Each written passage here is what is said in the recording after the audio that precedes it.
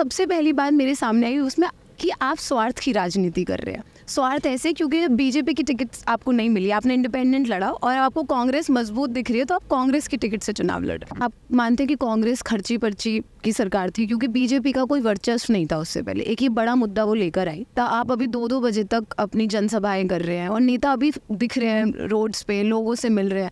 इस तरीके का जो अगर रवैया हमेशा चुनावों के बाद भी नजर आए तो जरूर काम के नाम पे वोट मांगने पड़ेंगे, इस तरीके से भागना नहीं पड़ेगा। रातल पे स्थिति है कि टॉफी के जैसे नशा और स्पेशली चिट्टा जो मुझे सुनने में आया है वो मिल रहा है टॉफी के जैसे। लोग कह रहे हैं इसमें सारे नेता सभी मिले हुए हैं और सभी पुलिस वाले मिले हुए हैं, प्रशासन मिला हुआ है। हर नेता की मैं बात कर रही हूँ, स्पेशली सिर्फ गोपाल कांडा को मैं यहाँ नहीं घेर रही हूँ। मैं साक्षी इस वक्त मौजूद हूँ हरियाणा के सिरसा में और हमारे साथ गोकुल सेतिया हैं। इनके बारे में थोड़ा सा परिचय दे देती हूँ। नाना जी 5 बार विधायक रहे, उसके बाद मंत्री भी रहे। माता जी ने चुनाव लड़ा बीजेपी की टिकट से, बीजेपी की टिकट की दावेदारी भी इन्होंने की बट इनको टिकट नहीं मिली। उसके बाद इंडिपेंडेंट चुनाव लड़ा और अब कांग्रेस की टिकट से चुनाव लड़ रहे हैं। बहुत बहुत स्वागत है आप। हाँ जी, थैंक यू मैम। मैं लोगों से बात कर रही हूँ, हरियाणा इलेक्शन कवर कर रही हूँ, तो जो सबसे पहली बात मेरे सामने आई उसमें कि आप स्वार्थ की राजनीति कर रहे हैं। स्वार्थ ऐसे क्योंकि बीजेपी की टिकट आपको नहीं मिली, आपने इंडिपेंडेंट लड़ा और आपको कांग्रेस मजबूत दिख रही है तो आप कांग्रेस की टिकट से चुनाव लड़ रहे हैं। जी देखिए, ऐसा है कि भारतीय जनता पार्टी में मेरे मदर ने तब टिकट ली थी जब कोई टिकट लेने वाला नहीं था, तब इस प्रकार की स्थिति थी बीजेपी की। उसके बाद जब अगले इलेक्शन आए 2019 के, तब मैंने ऑब्वियसली मैं पॉलिटिकल आदमी हूँ, मैंने अपनी तैयारी करी। तब मुझे पूर्व मुख्यमंत्री मनोहर लाल खट्टर जी कह के गए थे कि तू तैयारी कर, तेरी टिकट फाइनल है। तो देखिए, फिर मैं चल पड़ा अपने हिसाब से, मैंने कैंपेन किया, मेरे लोगों ने बड़ी मेहनत की। और हम लोग उस प्रकार के लोग नहीं है, हमें कोई कह दे कि चेयरमैन ही दे देंगे, OSD बना देंगे या कोई और ओहदा दे देंगे तो उस चीज़ों में हम डल जाएंगे। हमें तो ये होता है कि ठीक है, हम लोगों के अंदर रहने वाले आदमी हैं या पॉलिटिशियन है, हमें तो लोगों के जो प्रॉब्लम्स है उसको सॉर्ट आउट कराने में इंटरेस्ट रहता है। तो उसके बाद जब मुझे हाँ वर्दी और एकदम से जिस दिन अनाउंसमेंट हुई उस दिन पता लगा मेरी टिकट कट गई। तो फिर मैंने मीटिंग करी अपने लोगों के साथ बैठकर, तो फिर एक उस तरीके का एक इमोशनल सा माहौल भी था, सारी चीज़ें भी थी। 3 बार हमने डोर टू डोर कर लिया था। तो कहीं ना कहीं अगर ना लड़ते तो पॉलिटिकल तौर पे ख़त्म हो जाते। तो फिर मैंने निर्णय लिया, सबने हमें कहा कि हम लड़ेंगे, इंडिपेंडेंट लड़ेंगे। इंडिपेंडेंट हम लड़े भी। उसके बाद मेरा अलायंस इनेलो से रहा, मैंने इनेलो का साथ भी दिया, बेशक वो 2019 की बात हो, बाई इलेक्शन की बात हो, उसके बाद लोकसभा की बात हो। अब मुझे अपॉर्चुनिटी मिली कांग्रेस पार्टी की तरफ से। आज देखिए माहौल ऐसा है कि कांग्रेस पार्टी की सरकार आ रही है एक तरफा, और इनकम्पेंसी की वजह से आ रही है आपको लगता है या कांग्रेस पार्टी ने एक्चुअल में कुछ काम किया? मैं पहली बात कंप्लीट करके आपको इसका रिप्लाई करता हूँ कि देखिए, जब वेव कांग्रेस पार्टी की है एक तरफा, तो जब दिख रहा है कि पूर्ण बहुमत से सरकार बनेगी, तो मेरे साथ बड़े लोगों की उम्मीदें जुड़ी हुई हैं। तो अगर मैं आज़ाद लड़के जीत के विधानसभा चला जाऊं तो मैंने कोई शौक़ तो पूरा नहीं करना, मैंने काम कराने हैं। और काम तभी हो पाएंगे जब सरकार का हिस्सा होंगे। तो खुद कांग्रेस के लीडरशिप ने मुझे बुलाया, मेरे से बात करी, मुझे श्योरिटी दी कि चुनाव भी लड़वाएंगे और आपका रिपोर्ट कार्ड हमने देखा है, उसके भी पे हम आपको मजबूती देंगे, आपके काम करेंगे इलाकों के। फिर मैं उस चीज़ से सेटिस्फाई हुआ, मैं कहा ठीक है, हमें तो काम चाहिए, इसलिए मैंने कांग्रेस पार्टी ज्वाइन की। और दूसरी बात आपने जो पूछी कि देखिए, कांग्रेस पार्टी आज मजबूत है, इसमें कोई डाउट नहीं है, और सारे रीजंस ही हैं कि कांग्रेस का जब राज रहा, जब सरकार रही, तो उन्होंने इस प्रकार का तो कम से कम काम नहीं किया कि किसी को तंग किया हो। इस बीजेपी ने तो हर वर्ग को तंग करने का काम किया है और हर तरह से घमंड में चूर, तानाशाही रवैया अपनाते हुए इन्होंने हर फैसला लिया। तो ऑब्वियसली एंटी इनकम्बेंसी भी बहुत ज़्यादा है। आप मानते हैं कि कांग्रेस खर्ची पर्ची की सरकार थी क्योंकि बीजेपी का कोई वर्चस्व नहीं था उससे पहले। एक ही बड़ा मुद्दा वो लेकर आई और उसके बाद आज भी जो कांग्रेस पार्टी के लीडर्स हैं वो ये दावे और मतलब मंचों से बोल रहे हैं कि आप आइए और हम रोल नंबर लेकर आइए, हम आपको नौकरी दिलवाएं। देखिए, मेरे ग्रैंडफादर तो 5 बार MLA रहे हैं। हमारे घर तो कभी एक पैसा हमने किसी से इस तरह का पैसा नहीं लिया, सारा सिरसा इस बात को जानता है। अब मेरे जो अपोजिशन वाले हैं वो 2 बार एमएलए बने, और किन किन पॉलिटिकल लोगों के साथ उनके क्या क्या ताल्लुकात रहे, तो उन्होंने जिस प्रकार से महल खड़े किए, हम तो वहीं के फाइनेंशियली वहीं हैं, हर आदमी हमारे बारे में अच्छे से जानता है, नहीं तो हम भी अगर उस रास्ते पे चलते तो कहाँ के कहाँ पहुँच जाते। लेकिन हमें उन चीज़ों का लालच नहीं है, हमें जो चाहिए था वो सिरसा की जनता ने हमें अच्छे से दिया है, हमें मान सम्मान दिया, हमेशा प्यार दिया, वही हमारी असली कमाई है, मैं ये समझता हूँ। अच्छा, फाइनेंशियली की बात आपने किया, देखिए आप भी मजबूत हैं और गोपाल कांडा भी मजबूत है, आप थोड़े कम हो सकते हैं, वो ज़्यादा है। और मैं अभी तक सिरसा में ये समझ पाई हूँ कि यहाँ पे जिसके पास पैसे हैं मतलब वही नेता जीतता है। नहीं देखिए, ऐसा है, परमात्मा का दिया सारा कुछ है, लेकिन जिस प्रकार का चुनाव इन लोगों ने बना दिया है, उन चीज़ों पे तो देखो हर आदमी, नॉर्मल आदमी पूरा नहीं पढ़ सकता। अब आप बुरा मत मानिएगा, कुछ ऐसे पत्रकार हैं हमारे सिरसा के अंदर जो सरेआम साफ आके बोलते हैं जी इतना पैकेज है, और वो पैकेज भी कि 5-5 लाख 7-7 लाख कहाँ से नॉर्मल आदमी अफोर्ड कर लेगा।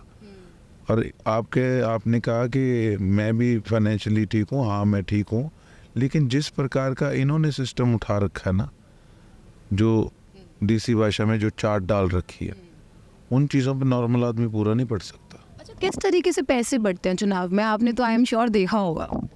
बिल्कुल, मेरा तो अनुभव है, देखा है इनको 10-12 साल से 15 साल से मैं देख रहा हूँ, ये बड़े ट्रेंड हैं इन चीज़ों के अंदर। ये क्या करते हैं, एक बार आपको मैं बताता हूँ किस्सा, 29 नंबर वार्ड का चुनाव मैंने खुद अपनी आंखों से देखा, विधानसभा में भी ये करते हैं, सुनते ही थे, लेकिन 29 नंबर वार्ड में मैंने खुद देखा कि खाने के प्लास्टिक के डब्बे, उसके अंदर रोटी के रैप करके, उसको गोल सी करके, उसके अंदर नोट, और वो ये लोग वहाँ पे बांट रहे थे डब्बे। तो आप नहीं बांट रहे हैं पैसे? मैं नहीं बांट रहा, ना मैंने बांटे पहले, ना मैं अब बांटूंगा। और उसके साथ साथ एक बार इनका एक व्यक्ति पकड़ा गया था, उसके पास पैसे मिले, ये इतने ट्रेंड हैं, उन्होंने आगे से कहा, कहता ये तो मैं गौशाला की कलेक्शन कर रहा हूँ, उसने कॉपी रख रखी गौशाला की, और कहता ये तो मैं कलेक्शन कर रहा था। इतने ट्रेंड हैं ये लोग। अच्छा, जैसे अभी मैं बात करी थी लोगों से, तो उन्होंने कहा कि शायद आप पहला चुनाव जो 600 वोटों से हारे थे, वो एक कारण था कि आप पैसे नहीं चले थे, लेकिन इस बार अगर आप पैसे का फैक्टर भी है तो इस बार शायद आप जीत सकते हैं। ये भी एक मेरे बात सामने आई, आप इस पर थोड़ा स्पेसिफिक। देखिए, ऐसा है कि इन्होंने तो शराब और पैसा कब से स्टार्ट कर रखा है, और मैं तो वहीं का वहीं हूँ, मैं तो अपना काम कर रहा हूँ। मेरे वर्कर अभी भी घर घर जाके वोटें मांग रहे हैं, इनका काम रात को शुरू होता है, हम दिन में करते हैं। अच्छा, जैसे नेता आप अभी 2-2 बजे तक अपनी जनसभाएं कर रहे हैं और नेता अभी दिख रहे हैं रोड्स पे, लोगों से मिल रहे हैं, इस तरीके का जो अगर रवैया हमेशा चुनावों के बाद भी नज़र आए तो ज़रूर काम के नाम पे वोट मांगने पड़ेंगे, इस तरीके से भागना नहीं पड़ेगा। काम के नाम पे मुझे कोई नेता वोट मांगते नज़र ही नहीं आ रहा। आप थोड़ा सा पता कीजिएगा, सिरसा के अंदर मैंने हर हफ्ते 10 दिन बाद मेरा पूरी कॉन्स्टिट्यूएंसी के अंदर मेरा राउंड है, आप किसी से भी नॉर्मल आदमी से भी पूछिएगा, और मैंने काफ़ी मुद्दे भी उठाए, काफ़ी दुख तकलीफ़ें भी झेली, इन सरकार ने और एमएलए ने मुझे दबाने की भी बड़ी बार कोशिश करी, मेरे पे केसेस वगैरह करा के। तो हाँ, लेकिन इलेक्शन का टाइम एक ऐसा ट्रेंड होता है कि इसमें ऑटोमेटिकली भागना पड़ता है, नहीं तो फिर एक जैसे लोग बोलने लग जाते हैं जी उसका इलेक्शन तो उठ गया, इसका इलेक्शन दब गया। तो एक विचारधारा इस प्रकार की बनी हुई है कि 5 साल आप जिसके पास जितनी बार मर्जी जाओ, लेकिन अगर आप इलेक्शन के टाइम ना पहुंचो ना, फिर अगले कहेंगे यार वो तो 3 बार आ गया, आप एक बार भी नहीं आए, आपका चक्कर ही नहीं लगा। मैं कह रहे बड़े मानसो 5 साल वाली भूल गए कि वो तो एक बार भी नहीं आया, मैं तो हर हफ्ते आता था। तो एक विचारधारा लोगों की भी ऐसी बनी है, फिर उसके अकॉर्डिंगली फिर भागा दौड़ी चलती है। कि यहाँ सिरसा में स्पेशली एक सबसे अहम मुद्दा है, वो है नशा। तो उसका रोड मैप क्या है आपके पास, उस पर मैं सेकंड आऊँगी, लेकिन मैंने इतने टाइम में आपने कोई प्रोटेस्ट किया बेरोजगारी को लेकर, नशे को लेकर? मैंने किया प्रोटेस्ट जी, मैंने 2019 के अंदर किया था प्रोटेस्ट। 13 दिन का मेरा निश्चित काल धरना था, सुबह शाम रात वहीं पे हम धरने पे रहते थे। उसके अंदर कई मांगें थी, और ये नशे को ख़त्म करने वाली भी मुख्य मांग थी उसके अंदर। फिर मैंने उसके बाद भूख हड़ताल भी करी थोड़े दिन पहले, 1.5-2 साल पहले, वो भी प्रोटेस्ट मैंने किया। बाकी हर मंच पे इन चीज़ों को उठाता ही रहता हूँ स्टार्टिंग से। क्योंकि धरातल पे स्थिति है कि टॉफ़ी के जैसे नशा और स्पेशली चिट्टा जो मुझे सुनने में आया है वो मिल रहा है टॉफ़ी के जैसे। सिरसा का कोई व्यक्ति डर के मारे कैमरा पे बोलेगा नहीं, लेकिन आपको मैं बता रहा हूँ कि हमारे विधायक का एक घेरा है, कुछ लोग उसके साथ इस प्रकार के हैं, वो खुद ही नशा बेचने वाले हैं, और जब उनको ऊपर से शेल्टर होगा तो फिर नशा कम कैसे होगा। लोग कह रहे हैं इसमें सारे नेता सभी मिले हुए हैं और सभी पुलिस वाले मिले हुए हैं, प्रशासन मिला हुआ है। हर नेता की मैं बात कर रही हूँ, स्पेशली सिर्फ गोपाल कांडा को मैं यहाँ नहीं घेर रही हूँ। हमारे परिवार ने कभी ऐसा घटिया काम सोचा भी नहीं। किसी बच्चे से भी आप पूछ सकते हो कि स्वर्गीय लक्ष्मण दास अरोड़ा जी मेरे ग्रैंडफादर 5 बार एमएलए रहे हैं, और इनके तैसे नहीं पैसे और शराब बांट के नहीं बनते थे। आप पूछ लीजिएगा कभी किसी से भी कि उनके कार्यकाल के समय इस प्रकार की मतलब दीमक नशे वाली थी नहीं। अगर हम आपके नाना जी की बात करें तो काम की अगर हम बात करते हैं तो यहाँ पे सबसे बड़ा हॉस्पिटल नहीं है अच्छा, स्कूल्स नहीं है अच्छे, रोड्स नहीं है अच्छी। तो उस टाइम पे क्या कुछ काम हुए थे? क्योंकि हम देखते हैं कि जो अंग्रेज़ आके कुछ बना कर जाते हैं वो टूटता नहीं है सालों साल, लेकिन हमारे देश में कुछ भी बनता है वो 2 साल, 1 साल, 6 महीने में टूट जाता है। देखो ऐसी बात नहीं है, उनके कार्यकाल के अंदर अब तो सरकार गई को भी काफ़ी साल हो गए, 2009 के बाद तो हम पावर में आई नहीं।